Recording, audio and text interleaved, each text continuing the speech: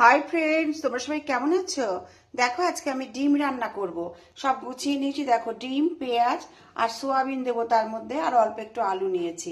আর এখানে নিয়েছি টমেটো, আর এখানে আদা আর রসুনের পেস্ট। আর এখানে দেখো একটা মশলা তৈরি করে নিয়েছি। ধনে জিরের গুঁড়ো, কাশ্মীরি মির্চ, লঙ্কার গুঁড়ো, গরম মশলার গুঁড়ো, আর দিয়েছি পরিমাণ মতো হলুদ, স্বাদ মতো লবণ। এই দিয়ে আমি পেস্টটা তৈরি করেছি। এবার আমি রান্নাটা শুরু করব।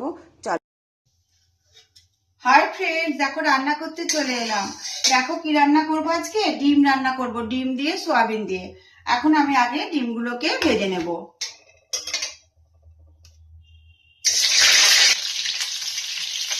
নুন দিয়ে দিলাম, আর এখানে হলুদ দিয়ে দিলাম।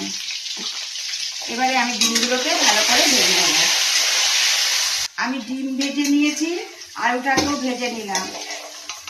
আলুটাও আমার ভাজা হয়ে গেছে। ডিম আলু ভাজা হয়ে গেছে দেখো। আর এখানে আমি এবার পেঁয়াজটা দিয়ে দেব। পেঁয়াজ, রসুন, আদা, টমেটো আমি দেখো ভেজে কষিয়ে নিলাম, তেল ছেড়ে দিয়েছে।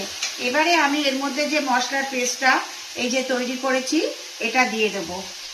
এবারে এটাকে ভালো করে আমি কষাবো। মশলাটা থেকে আমার তেল ছেড়ে দিয়েছে, মশলাটা আমার কষানো হয়ে গেছে। এবারে আমি এর মধ্যে সোয়াবিন দিয়ে দেব। সোয়াবিন দিয়ে ভালো করে কষাবো।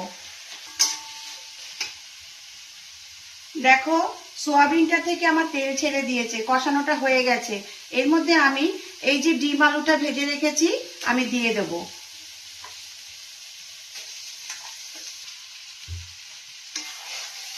এবারে আমি এর মধ্যে জল দিয়ে দেব। তোমরা কারা কারা এইভাবে রান্না করো বন্ধুরা? ডিম আলু সোয়াবিনের তরকারিটা আমার অলমোস্ট ডান। এটাকে আমি এবার বাটিতে সার্ভ করে দেব।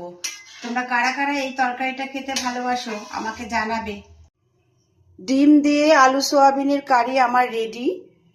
পরে অন্য কোনো ভিডিও নিয়ে আবার চলে আসবো তোমাদের সামনে। ভিডিওটা ভালো লাগলে একটা লাইক কমেন্ট করো। টাটা।